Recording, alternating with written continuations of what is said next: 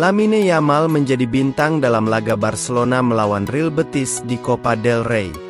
Bocah 17 tahun itu menjadi superstar yang digadang-gadang akan menjadi penerus seorang Lionel Messi di Barcelona.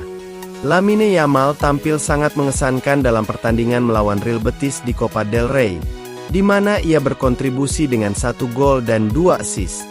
Barcelona meraih kemenangan telak 5-1. Dengan Yamal menjadi salah satu bintang lapangan berkat penampilannya yang luar biasa.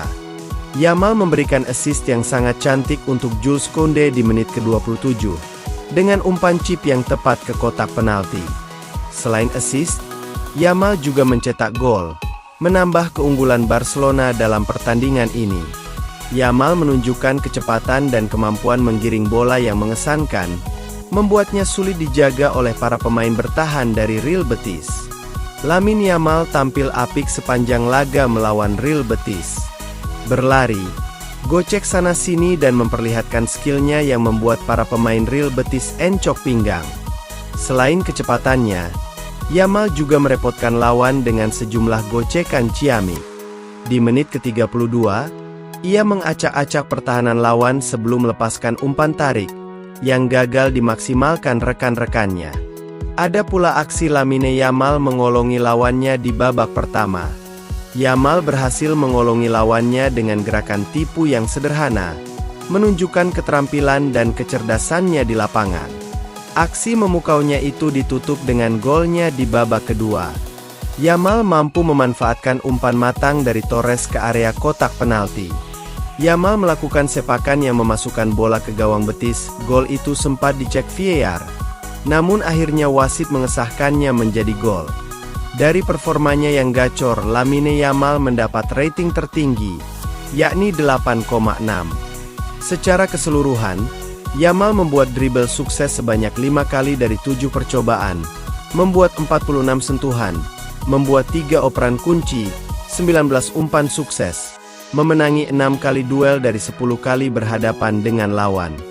Lamine Yamal menunjukkan performa yang mengesankan bersama Barcelona musim ini, dengan total 9 gol dan 13 assist dari 24 penampilan. Penampilannya yang konsisten, termasuk kontribusinya dalam kemenangan Piala Super Spanyol, semakin menegaskan potensinya sebagai bintang masa depan klub. Yamal menjadi pemain termuda yang mencetak gol di Liga Spanyol pada usia 16 tahun 87 hari. Dan kini ia membantu Barcelona mencapai final dan juara Piala Super Spanyol 2025. Lamine Yamal, penyerang muda Barcelona, semakin dianggap sebagai penerus Lionel Messi. Meskipun Yamal sendiri menyatakan bahwa dia ingin dikenal sebagai dirinya sendiri, bukan hanya sebagai penerus Messi. Performa Lamine Yamal di Barcelona. Gavi, rekan setimnya, menyebut Yamal sebagai pemain terbaik kedua setelah Messi, menegaskan potensi besar yang dimiliki Yamal. Walaupun semua orang menganggapnya akan jadi penerus Lionel Messi, Yamal menegaskan bahwa dia tidak ingin dibandingkan dengan Messi. Dia mengatakan, "Saya hanya ingin menjadi Lamine Yamal. Saya ingin orang-orang melihat saya sebagai Lamine Yamal, bukan penerus Lionel Messi." Dia mengakui pencapaian Messi sebagai sesuatu yang luar biasa dan sulit untuk diulangi oleh pemain lain. Lamine Yamal adalah talenta muda yang menjanjikan di Barcelona, dengan banyak yang percaya bahwa dia bisa menjadi bintang besar di masa depan. Meskipun dibandingkan dengan Messi, Yamal berusaha untuk membangun identitasnya sendiri dalam dunia sepak bola. Di sisi lain, situasi Ansu Fati di Barcelona memang cukup memprihatinkan, terutama mengingat potensi besar yang dimilikinya saat pertama kali debut.